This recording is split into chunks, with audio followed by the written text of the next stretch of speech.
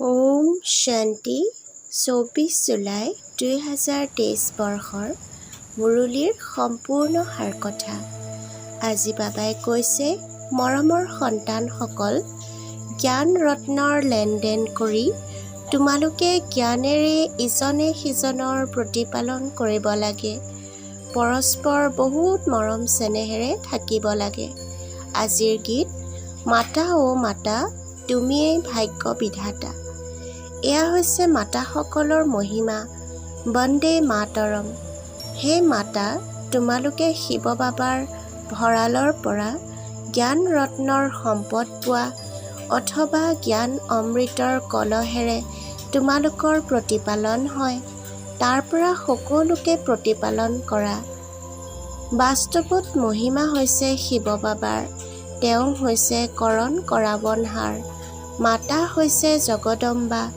নিশ্চয় আৰু অন্য মাতাও থাকিব, যাৰ বাবে এই মাতাসকলৰ মহিমা হয়।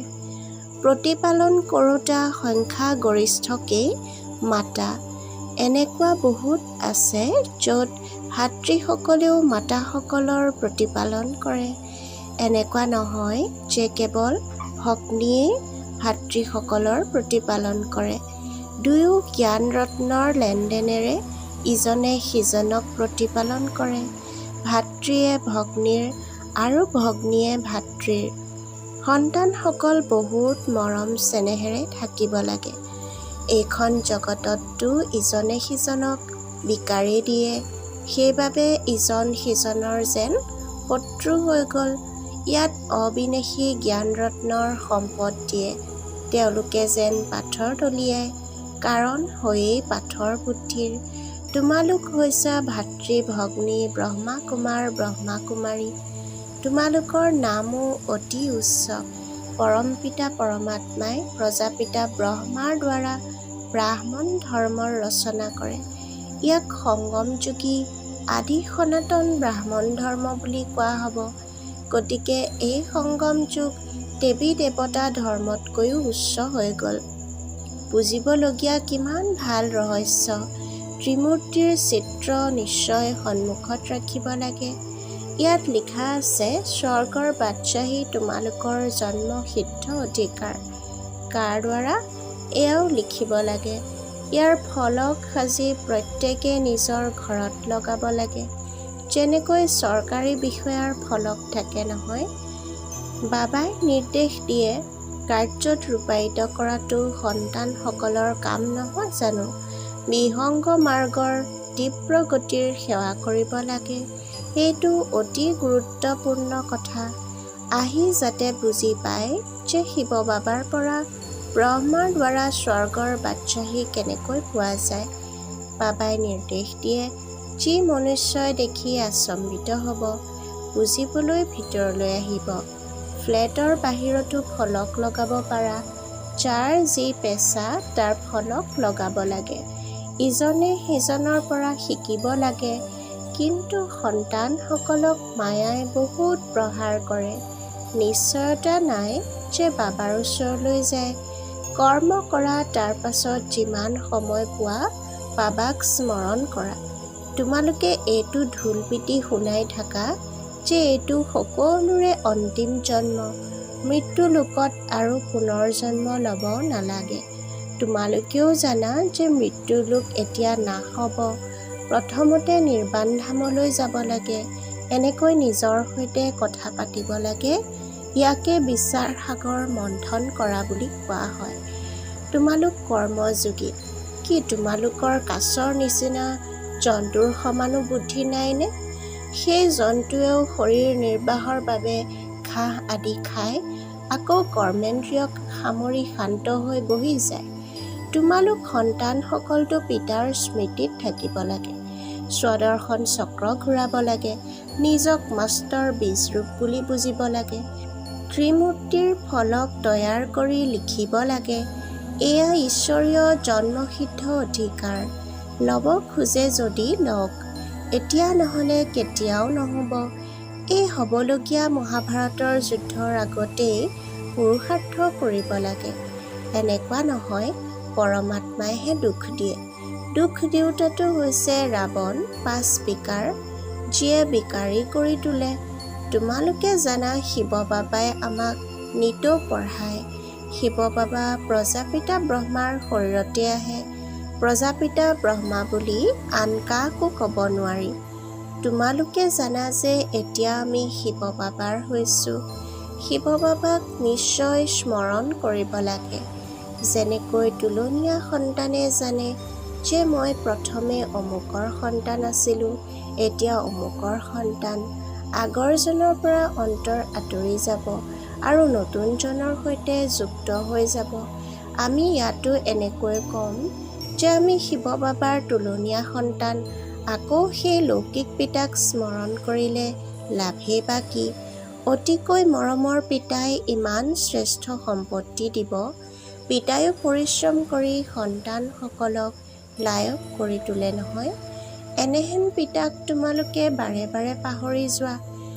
বাকীটো সকলো তোমালোকক দুখ দিওঁতাই হয়, তথাপিও তেওঁলোককেই স্মৰণ কৰি থাকা আৰু মোক পিতাক পাহৰি যোৱা। নিজৰ ঘৰতেই থাকা, কিন্তু স্মৰণ পিতাক কৰিবা। ইয়াৰ বাবে যত্নৰ প্ৰয়োজন। নতুন সৃষ্টিক স্মৰণ কৰা।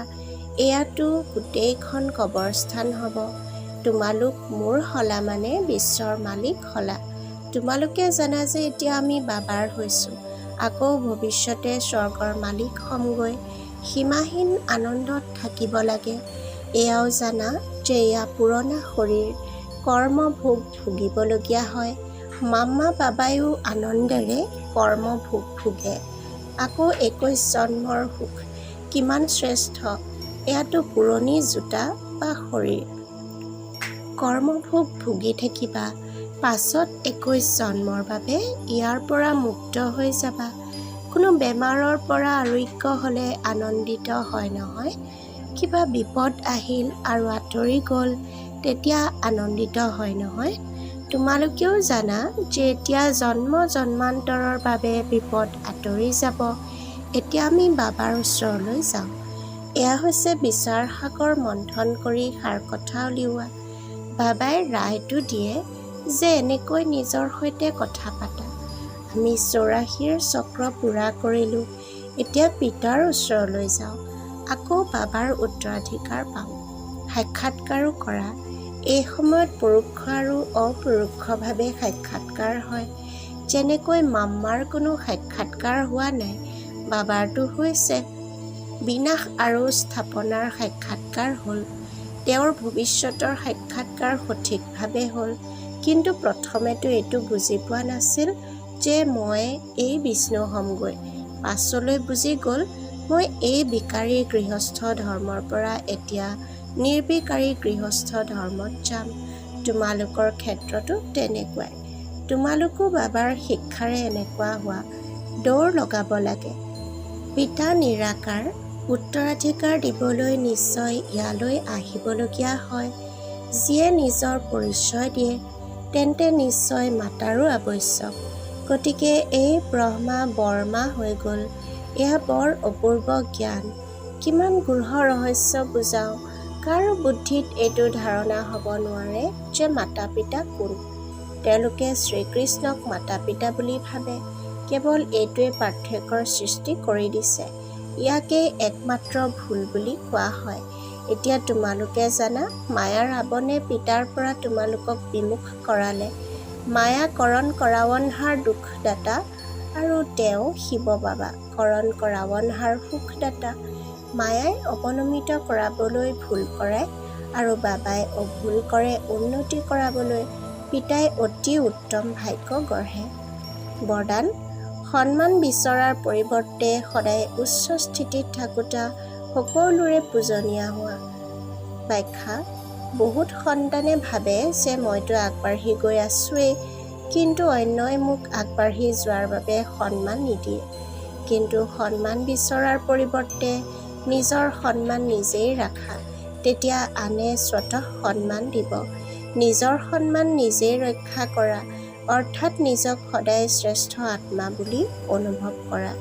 যেনেকৈ মূৰ্তি যেতিয়া আসনত থাকে তেতিয়া পূজনীয় হয়, তেনেকৈ তোমালোকেও সদায় নিজৰ উচ্চ স্থিতিত স্থিত হৈ থাকা, তেতিয়া পূজনীয় হৈ যাবা। সকলোৱে তোমালোকক সন্মান দিব। শ্লোগান: মায়াক তিৰস্কাৰ কৰাজনে সকলোৰে সন্মানৰ পাত্ৰ হয়। ওম শান্তি। সেৱাৰ বৃদ্ধিৰ অৰ্থে এই চেনেলটো লাইক, ছাবস্ক্ৰাইব আৰু ঈশ্বৰীয় বিদ্যাৰ্থীসকলৰ মাজত শ্বেয়াৰ কৰিব বুলি আশা কৰিলোঁ। ধন্যবাদ।